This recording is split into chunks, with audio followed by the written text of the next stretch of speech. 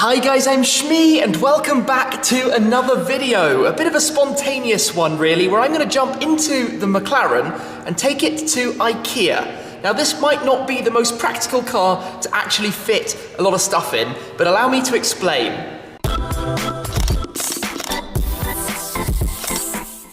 As you probably know, I recently sort of moved over to Germany. I've got a second place here in Frankfurt. We're here temporarily at the moment, but about to move to another new flat. Now, flats in Germany come largely unfurnished. You don't have any cabinets, beds, sofas, coverings, anything like that. So we're gonna go and have a quick look around, jump in the Mac to head over to IKEA, which is a pretty unusual thing to see at all, and get an idea of the kind of things we might like. After all, for a temporary location, IKEA is basically the best for this kind of stuff. So we won't be buying any wardrobes or anything today, but it will be a bit of fun. Let's jump in the car and get on the road.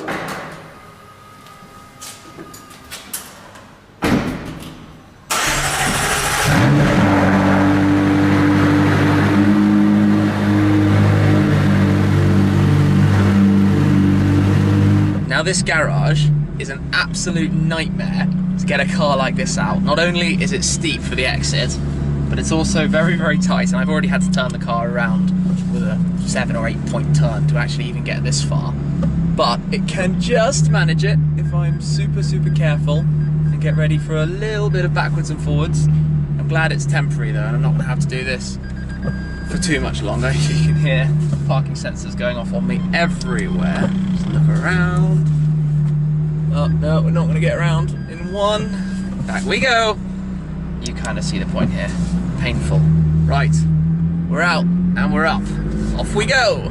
It's crazy how quickly this summer has gone by. It's only 6:20 and it's already starting to get dark, and we haven't even had the clock change yet. I guess the clouds cover over the top, making it pretty grey. But I'm heading on out towards a tiny little stretch of Autobahn. It's not very far to go. One of the things I quite like about Frankfurt is you can get in and out of the city really, really quickly. For a city that's so well known, it's not actually that big. It's quite small, about 700,000 people population. But we will head on out. It's only about a 15-20 minute journey in total. Unusually, like I said, taking a McLaren to IKEA. I wonder if that's ever happened here. I can put the lift system back down on the car.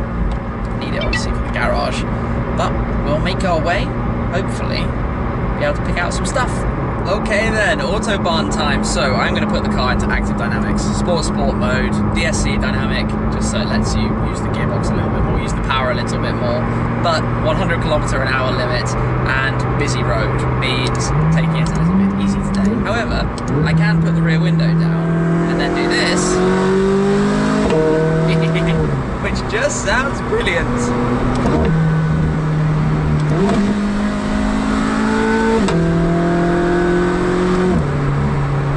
Here we go then, everyone's favourite de-restricted signs, although, like I say, busy road today. Nonetheless, the feeling is just mega in here. The cracks. This car's going to be heading back to the UK soon. It's been over here in Germany now, actually, for quite a while, about 2.5 months or so, 2 months or so since I came out for Rally Germania. I've done the Nürburgring, I've done Spa twice, I've done, well, Autobahn VMAX very early on a Sunday morning, always get that crack under the bridges. So I'm going to miss having it here, but the AMG GTR is coming very, very soon. So watch this space, and that will be over here after a road trip around Europe a little bit. And then the GT3 is coming soon after that, before the end of the year at least. So that's going to be out here as well. That's going to be a German car. Nonetheless, just so good. So guys, that's the red line. For anybody saying that I don't ever use it, when legally possible, one can use it. Here we go then, over that way I see the familiar blue IKEA with yellow signs and yellow bits everywhere. Those buildings stand out a million miles away, so, oh, excuse the brakes, they're a little bit squeaky. Need new pads very soon, I think. Let's sort that out. Right, where do we go? 2 signs to IKEA, I think it's probably this way. The guy in front has a much more appropriate car for this kind of visit. So, there we go. McLaren at IKEA. Who would have thought? Now, driving in the car park, that was hilarious. I don't think people thought they were going to see a McLaren today, because there's not a whole lot of luggage space to actually fit anything I might buy from IKEA, so maybe a pillow, we'll see. Anyway, I'm gonna lock the car up for the moment, which means we'll get our delightful light show going on. There we go. We're in the disco. Let's go head inside and have a look around at what could be worth buying. In we go, the normal IKEA escalators. I swear it's the same everywhere you go, and then you get completely lost when you actually get inside as well. It is always the same in any country. Every living room needs a sofa, and this one is blue velvet. What do we think, guys? What do we think? With blue vases as well. It's kind of nice. Maybe velvet was a bit much, but a desk is also required, so something to actually edit videos from. Who knows what? Maybe even build it myself and do all of that stuff. No, we can continue on the blue theme. We can have a desk with blue legs. That is an option. Okay, question, guys. How many of you had one of these when you were younger to push toy cars around? I did, and I spent forever playing with it. So much fun when I was a little kid. Planning ahead for Mini Shmee? No, not yet, but GT8 colours right here, blue and orange. I'm led to believe that a mirror is the most important thing in the entire flat, so one of these has to be chosen. Believe it or not, it is apparently time for Christmas. That means Christmas market. It's that time of year already, or at least IKEA would have us believe. I'm just making payment. I'm sure that's see-through glass beside me. Don't you think? Coming to an IKEA in an SUV like those guys, that is the normal, sensible way to do this, because you can actually take some stuff home. So I'm going to come back and do that in due course. Actually only bought some bedding and an IKEA bag that isn't even being used at the moment, but blue and white, naturally, the way it has to be done. Surprise, surprise. So that is it that is going to be going in the car right now. So let me come around back to the car, which I potentially foolishly parked next to the trolley park, but hopefully nothing's gone wrong. And then pop these in. Magic. Done. That's about all the stuff you're going to get in a McLaren. So let's jump back in. So then, I have my cameras in my hand, by the way. Let me step in. Normally I slide my seat back to make that process a little bit easier. I didn't this time. I am, however, rather familiar with jumping into McLarens. But, by the way, everyone's asking, I use the action cams because they are super steady and they can just go straight on there on these Joby mounts that I have on the windscreen, which also work brilliantly. It would help, however, if I screwed this in the right way around. Done. Magic, just like that. That's how I film in car. Anywho, spontaneous IKEA visit now complete. Let's get back on the road. I am sure that there are going to be some comments from you guys about drives to McLaren but go shopping at IKEA, but you know what? Why not?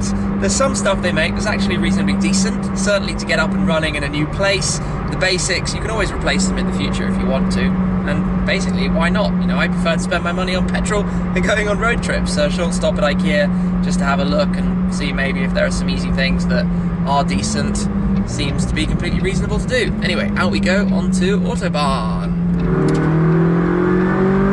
Away we go!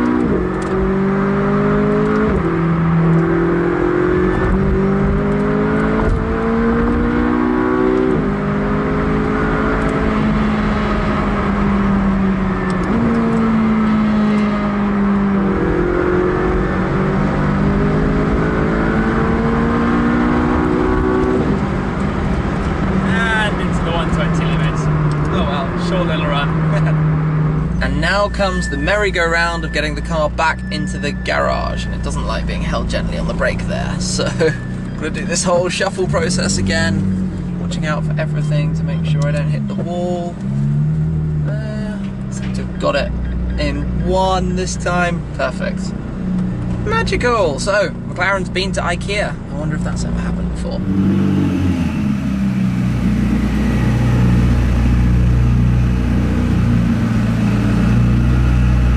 There we go then, back in the garage, and my neighbour with the Carrera 4 GTS convertible right there is actually parked slightly more over to my side than he normally does, which meant getting out was a little bit interesting, but maybe he had a passenger or something. Normally he's up against the wall, given left-hand drive car, right-hand drive car. But you can actually, even with that amount of space, get out. Those doors are easier than you think because you can leverage yourself on them, hold up and worm your way out, basically. Anyway, if I lock the car, you get that pretty awesome light show. And the thing I didn't actually realize until recently is it flashes all the way around. I used to think it was left to right, left to right, left to right. If I nerd out and do this again, unlock, lock. It's this crazy disco thing. Anyway, that's all done. Random bit of a day out.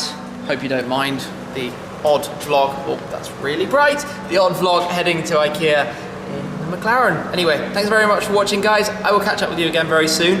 I will head back to IKEA with something a bit more sensible that I'm looking forward to filming in due course. So make sure you stay tuned and check that out when it comes.